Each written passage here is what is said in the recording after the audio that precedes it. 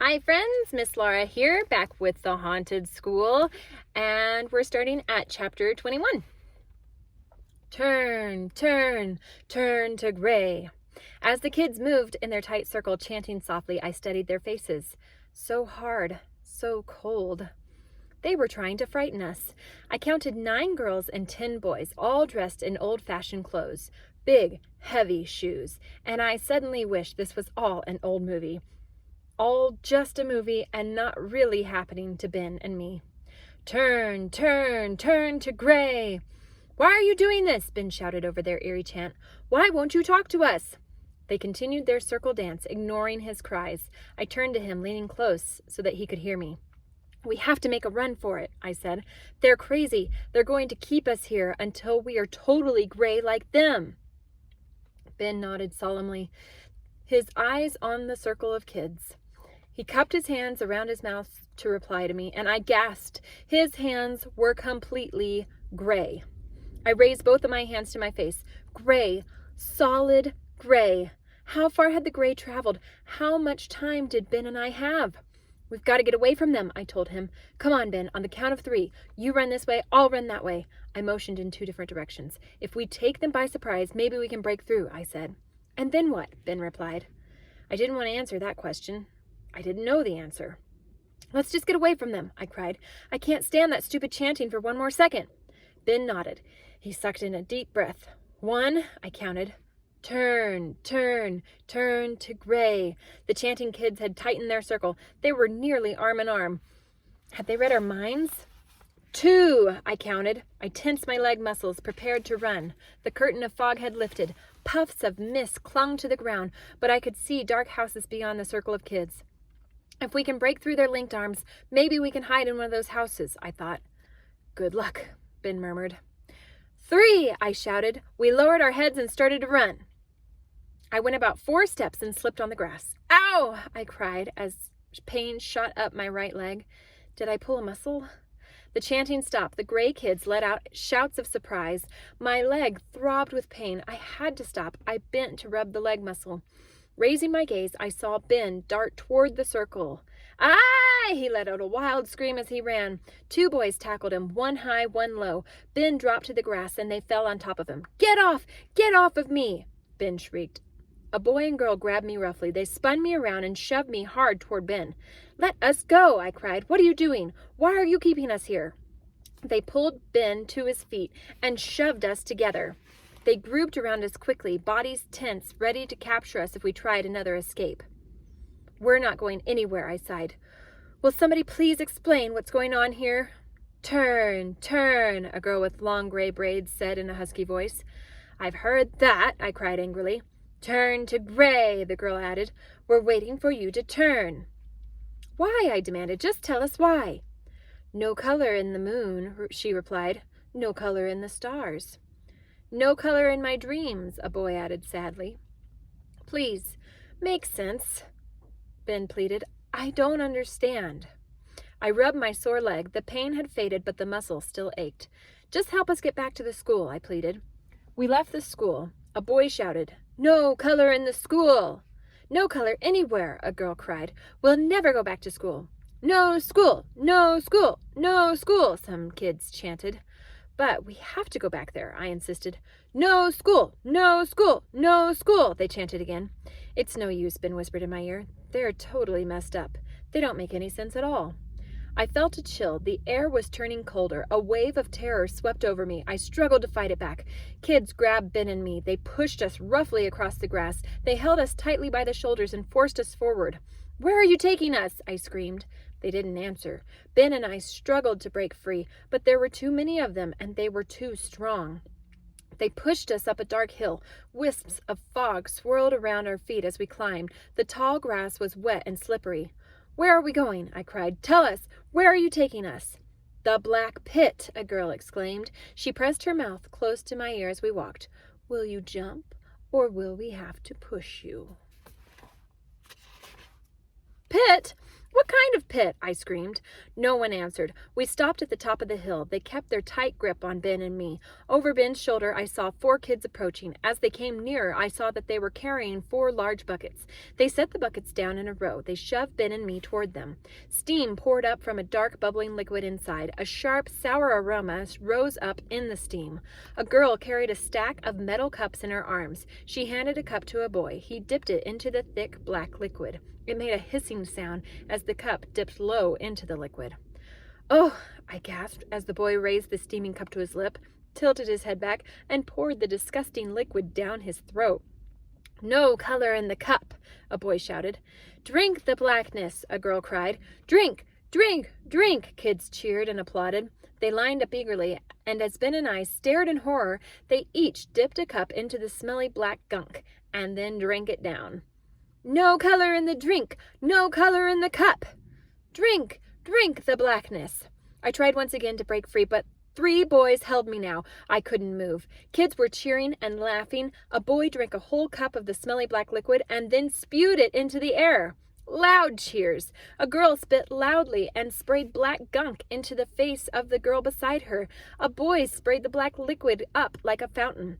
"We cover ourselves in blackness," a boy boomed in a loud, deep voice. "We cover ourselves because there's no color in the moon, no color in the stars, no color on the earth." A girl spit back black gunk over the hair of a short boy with glasses. The black liquid rolled slowly down his forehead and over his glasses. He bent to fill up his cup, drank, and spit a gob of it down the front of the girl's coat. Laughing and cheering, hooting at the top of their lungs, they sprayed each other, spit and sprayed the hot black gunk until they were all drenched, all dripping, covered in oily blackness. "No color in the cup, no color in the drink." And then the hands gripped me tighter, and Ben and I were pulled to the top of the hill. I gazed down the other side, and I saw a steep drop. And down below at the bottom, too dark. I couldn't see a thing, but I could hear the loud bubbling. I could see thick steam floating up, wave after wave of it, and I could smell the sharp, sour odor, so strong I started to gag. "The black pit," someone cried. "Into the black pit." Lots of kids cheered. Ben and I were pushing to the edge of the drop-off. "Jump, jump, jump," some kids began to chant. "Jump into the black pit."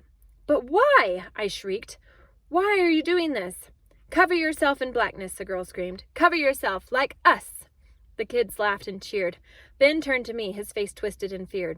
"It is boiling hot down there," he stammered, gazing into the bubbling pit below, "and it smells like dead animals." "Jump, jump, jump," the kids began to chant. My eyes swept over them, laughing, cheering. The black goo running down their faces, down their clothes. The kids tossed their heads back and spewed gobs of black liquid into the air. "Jump, jump, jump."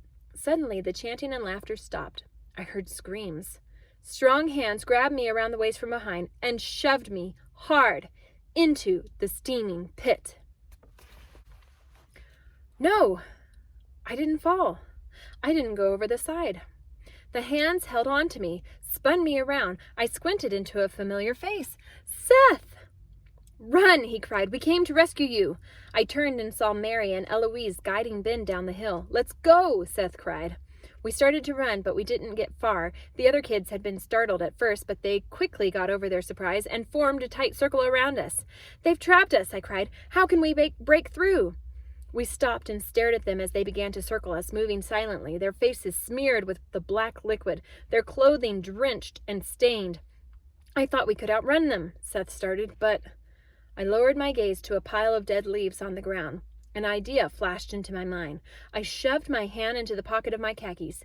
"Get ready," I warned the others. Ben turned to me. "Get ready for what?" he demanded. "Get ready," I repeated. "Get ready to move." "Okay," I cried. I raised the lighter, clicked it once, twice. A yellow flame shot up. "Ow!" a girl cried. Several other kids cried out. Some shielded their eyes or turned away from the flame. "Too bright!" a girl screamed. "My eyes! It hurts my eyes! Grab it!" a boy wailed. But I wasn't finished. I lowered the flame to the pile of leaves at our feet. The leaves caught instantly. With a loud whoosh, bright orange flames roared up. No! The kids covered their eyes and cried out in pain. Let's go, I called to Ben and the others, but I didn't need to say it. They were already running over the dark grass. I lowered my head and ran after them. I heard kids screaming and crying behind us. I can't see! I can't see! Somebody do something! Put out the fire! I glanced back. The pile of burning leaves sent up a darting wall of red-orange light, so bright against the black night sky. Covering their eyes, the kids were scrambling away, running in all directions. No one was chasing after us. Trotting hard through the foggy night, Seth and the two girls led us away from the hill. We tried to warn you about the others, Mary said breathlessly, but you ran away. You wouldn't listen. They've lost their minds, Seth added sadly. They can't think straight anymore. They're like some kind of wild gang now, Eloise added. They have their own laws, their own strange traditions. They cover themselves in black goo every night. It's really frightening. That's why the 5 of us stay in the school, Eloise explained. We're afraid of them too. They do horrible, crazy things, Mary said. They've given up all hope. They don't care what they do. I shivered. The gray moon had disappeared behind the clouds again, and the air grew cold. The 3 gray kids seemed to fade with the moonlight. I heard shouts from nearby, excited voices. They're coming back, I cried. We better hurry, Seth said. Follow us. He and the 2 girls turned and began running toward the street. Ben and I followed, keeping the deep shadow of the tall hedges that lined the yards. I heard the shouts again from close behind us. Where are you taking us? Ben asked in a breathless whisper. Back to the school, Seth replied. To help us get out of this place? I cried. To help us back to our own world? No, Seth replied without slowing down his stride. We told you, Tommy. We can't help you go back, but you'll be safer in the school with us. A lot safer, Mary added. Jogging hard, Ben and I followed them through the dark yards over the empty streets. The bare trees cracked and groaned overhead. The only other sound was the steady thud of our shoes as we ran. I didn't hear the other kids' voices, but I knew they had to be nearby, still searching for us. I breathed a sigh of relief when the little school building came into view. Ben and I hurried inside. We followed Seth and the 2 girls back into the large classroom. Mona and Eddie were waiting there for us. I sat down at a desk and struggled to catch my breath. When I looked up, I found all 5 kids staring wide-eyed at Ben and me. What's wrong? I demanded. They didn't answer for a long moment. Then finally, Eloise said, You better check yourself out in the mirror. She pointed to a tall mirror near the elevator alcove. Ben and I made our way quickly to the mirror. My heart was pounding by the time I stepped in front of it. A heavy feeling of dread swept over me. I knew what I was about to see, but prayed I was wrong. I took a deep breath and gazed into the mirror. And that's the end of chapter 25. So we're going to stop there, and I will see you guys next time.